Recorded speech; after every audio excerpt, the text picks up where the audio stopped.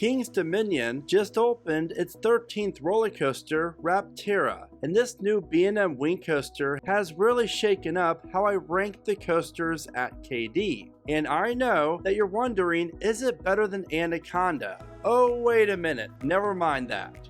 But what about Twisted Timbers, Dominator, and Pantherian? You are about to find out. Trigger warning, my rankings might be shocking to some because you can no longer find a bad coaster at King's Dominion. With that said, number 13 is the Great Pumpkin Coaster, which opened up in 1997. This is the perfect coaster for baby thrill seekers due to its very small layout. Now on to number 12, Woodstock Express, which opened up in 1974. Maybe it's me, but I've always enjoyed these family wooden coasters. They are fun, smooth, and the kids love them. You can also find this exact ride at Kings Island, Carowinds, and Canada's Wonderland. When you ride, I recommend sitting in the very back row for the best ride experience.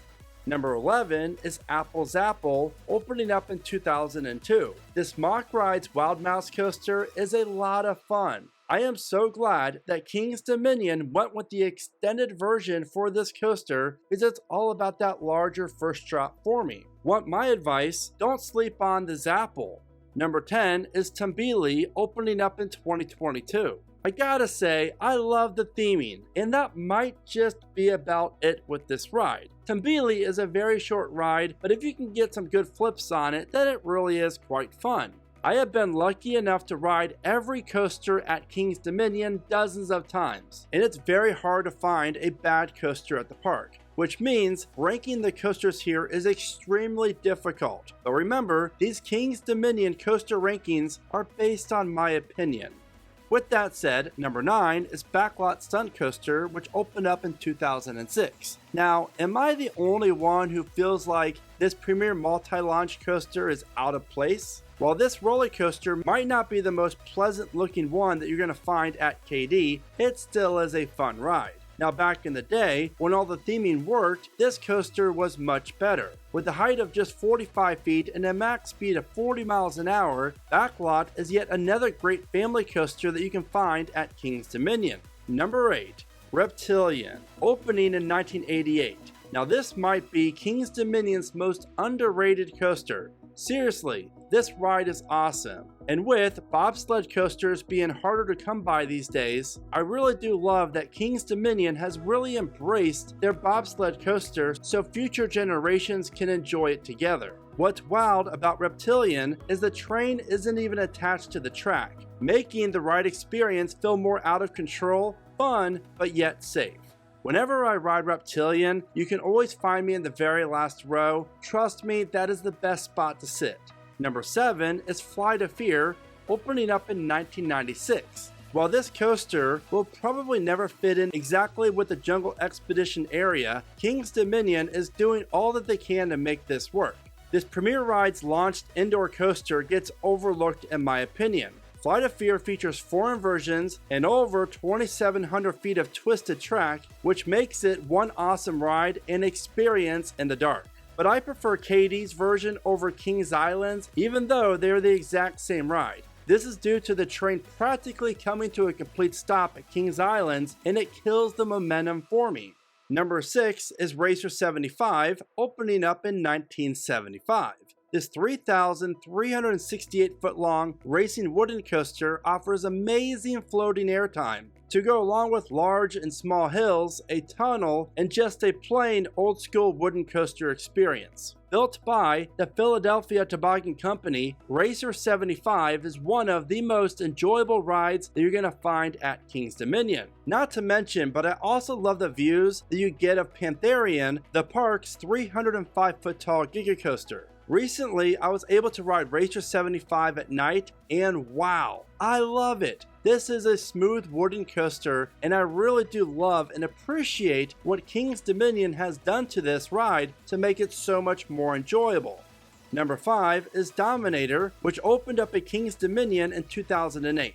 Arguably the world's best B&M floorless coaster. And just like the name implies, Dominator dominates the King's Dominion skyline. I have been riding this coaster since it first opened up in 2000 at Six Flags Ohio, and I've always loved that this layout is not inversion focused. This, in my opinion, is the reason why Dominator is so well liked in the coaster community. That first drop coming off the 157-foot tall lift hill in the back row while sitting on an outside seat really is where it's at.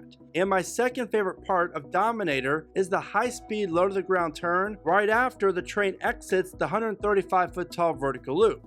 Number 4 is a shocker, and that is Grizzly, which opened up in 1982. And I gotta say, I love the Grizzly. And unless you are crazy, then you're going to agree with me. The work that King's Dominion has done to make Grizzly actually enjoyable is just a plain miracle. While it's not the longest or fastest wooden coaster, it is in the woods and offers a great first drop, tunnel, and some insane airtime. But where Grizzly really shines is during those night rides. They are fantastic, and what makes this 87-foot tall wooden coaster so great is the tunnel midway through the ride, which is one of the best tunnels that you're going to find on a wooden coaster. If you enjoy coaster ranking videos, then you want to check out how I rank the coasters at Dollywood, Hershey Park, Cedar Point, Carowinds, and other parks. And for your convenience, you can find the links to these videos in the description of this one. Now it's time to talk about the top 3 coasters at King's Dominion, with number 3 being Raptira, opening up in 2025. Now, due to the opening day crowds, I sadly was only able to get 2 rides on King's Dominion's newest roller coaster. And what I noticed just by walking the area around and underneath the sleek green track wing coaster is that KD has a massive hit on their hands. Park visitors really do love Raptira. I honestly really like Grizzly just as much, but I know with more rides on Rapterra, I will value the quick-paced layout that the 3,086-foot long coaster offers, as well as the 3 inversions. Now, if only King's Dominion would have created some near-miss elements for Rapterra, I mean, after all, it is a wing coaster, and there are so many cool things that the park could have done with this. But the layout is great, and I really love the first wave turn element, which is also the tallest part of the coaster.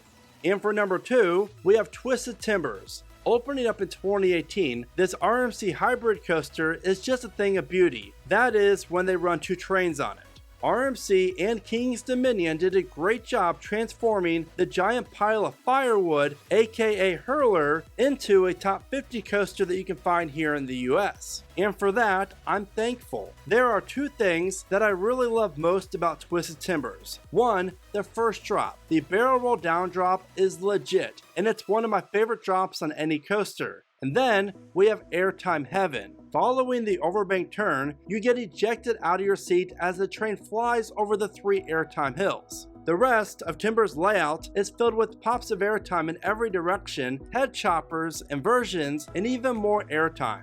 There is a reason why there's a lot of people out there who consider Twisted Timbers the best ride that you're going to find at KD. Now, before I get to the number 1 coaster at King's Dominion, if you're looking for some great coaster merch, then check out keepridingcoasters.com for my merch store, and I really do appreciate all the support. Now, I just wanted to share with you that if Volcano is still in the park, then it would be my second favorite coaster that you're going to find at KD with its current coaster collection. I really did love everything about this intimate inverted coaster. That is how insane and good this unique ride was, especially in the front row. But nothing at King's Dominion tops number 1, Pantherian, which opened up in 2010. You are looking at the world's most insane giga coaster, standing at a staggering height of 305 feet. Oh, and get this, the enormous lift hill only has 2 supports holding it up. Now talk about intimidating. Pantherian is relentless from start to finish and offers one of the most intense coaster experiences ever. I have been riding this giga coaster ever since it first opened, and this is the only coaster in the world that I can only ride a few times in a row and then I need a break. Pantherian is just that insane. Whatever you do, try to get a front row and back row ride on this world-class coaster. And by the way, if you do gray out at the bottom of the first drop, don't worry, that is typically normal and happens to most of us. And if you are visiting King's Dominion at night, then you definitely want to experience Pantherian at night. It is not only the best night ride that you're going to find at King's Dominion, it's also one of the best ones in the entire world due to how dark it is back there. So with Twisted Timbers opening up in 2018, Timbili in 2022, and now Raptira in 2025, what is next for King's Dominion and when?